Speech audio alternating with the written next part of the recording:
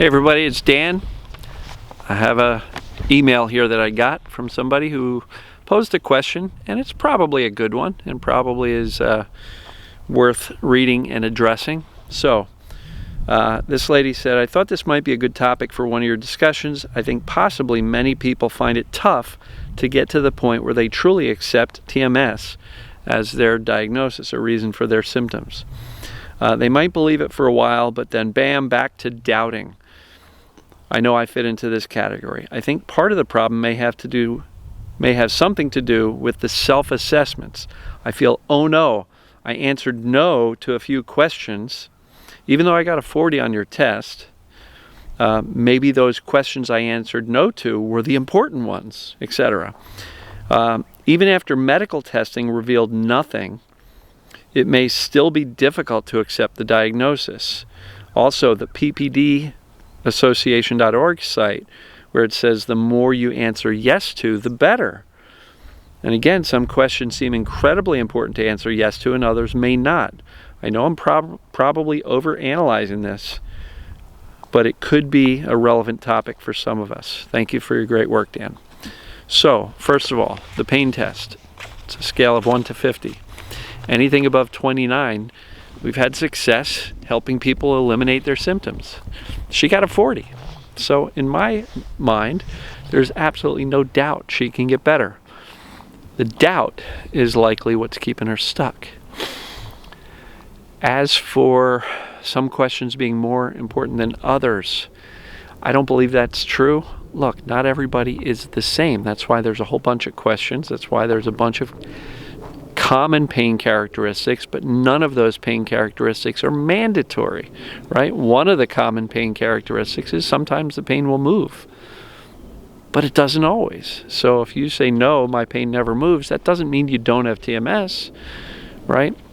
And so it's really important to go through the entire process, looking at everything from what was going on in your life, from an emotional standpoint, stress standpoint, when the symptoms first started. Do you have a history of symptoms throughout your life, right? Headaches in high school, stomach problems in college, back pain before your marriage or after a kid was born, or, before or after a divorce or whatever. Like, there's patterns here, guys, and it's not a coincidence that you just happen to have physical problems happen during these stressful times. It's just not the way it works.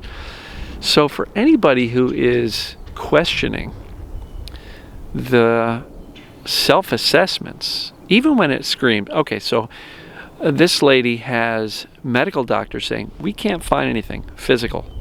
We can't find a cause, a medical cause for your symptoms or pains. And yet she still doubts it.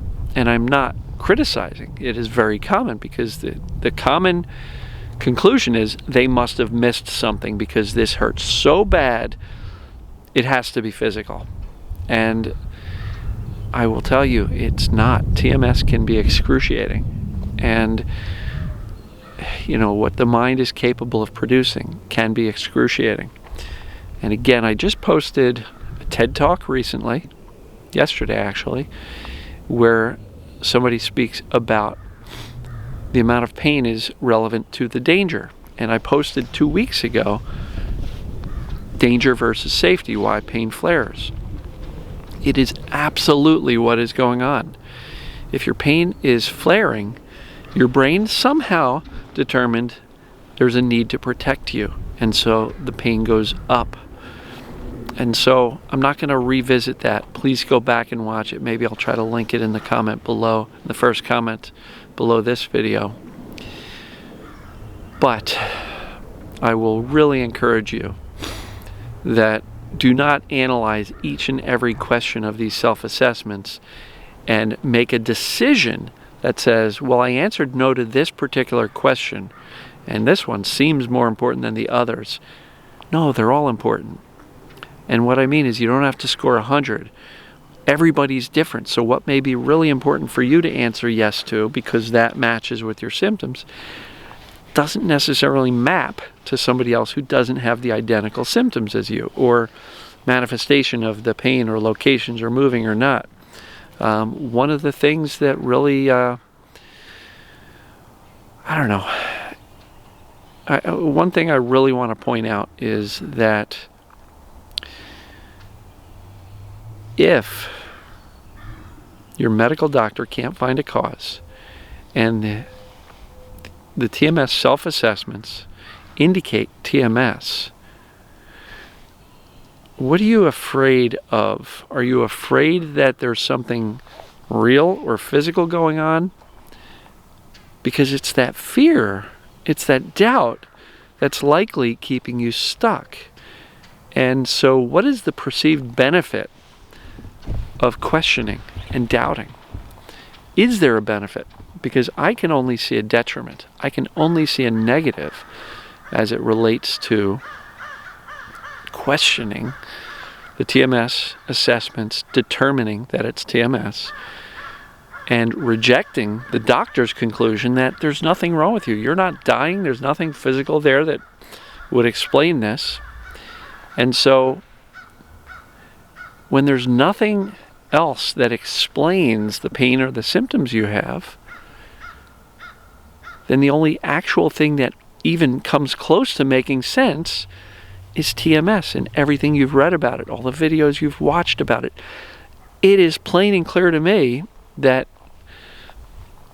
it's the only thing that could possibly explain the myriad of symptoms that we are all experiencing, the myriad of pain and the significance and severity of the pain.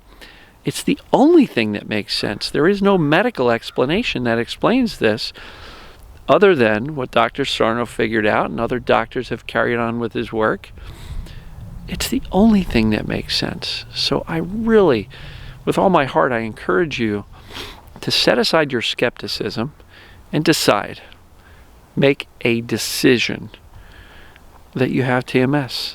If the assessments indicate that and the doctors are shrugging their shoulders going, I don't know what to tell you, the only thing that makes sense is to accept that TMS is your cause of symptoms. And when I say TMS, I mean PPD, MBS, mind-body syndrome, psychophysiological pain disorders, stress illness, distraction pain, whatever you want to call it. It's all the same thing. It's all created in the mind and the perception of the need to protect you, first from the emotions and then later from movement. Oh, I'm bending over. Oh, that's dangerous. What's going to happen? The pain's going to come. You get the point. So, please set aside your skepticism. Look at the facts. And I just did a video a day or two ago, Logic and Reason. Logic and reason is that the only thing that actually makes sense is this mind-body caused, stress-induced set of pains or symptoms. And so please, come on in. The water's fine over here. Jump in. And then go back to the work, right? I did a video very recently called The Foundational and the Daily Work. And that I've mapped out about as clearly as I can the things that you need to do up front, lay the foundation, knowledge, assessment, belief that emotions and even thoughts are safe, and then the daily stuff. Feel your emotions, soothe yourself, get the mindset dialed in, and you're golden, right? So set aside the skepticism, get the foundation down, because honestly, being skeptical and doubting the TMS, you're missing something foundational. You're absolutely missing the acceptance of the TMS as the cause of your pain, and that will absolutely hold you back, because all the journaling in the world, all the soothing in the world, all the mindset in the world is not going to help you if you're walking around going, but I think it's physical. It feels physical. It hurts. And so get the foundation down, please. No criticism whatsoever, no judgment whatsoever. I was a lot like this person because I would go back and forth. Well, none of this TMS stuff has worked for me for years, and so it must be something else going on, but yet nobody could point to it. And so you just got to get to the conclusion that you've ruled out everything else, and nothing else makes sense the way that TMS does, this stress illness, this mind-body stuff does. To me, it is plain and simple and so clear that it's the obvious choice. It's the obvious answer once you know about it. If you're uncertain, dive back into the knowledge. Read another book. Reread Sarno if you haven't read it in a while.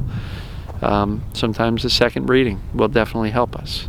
So, I hope you guys are doing well. I will talk to you in the next video. Love you.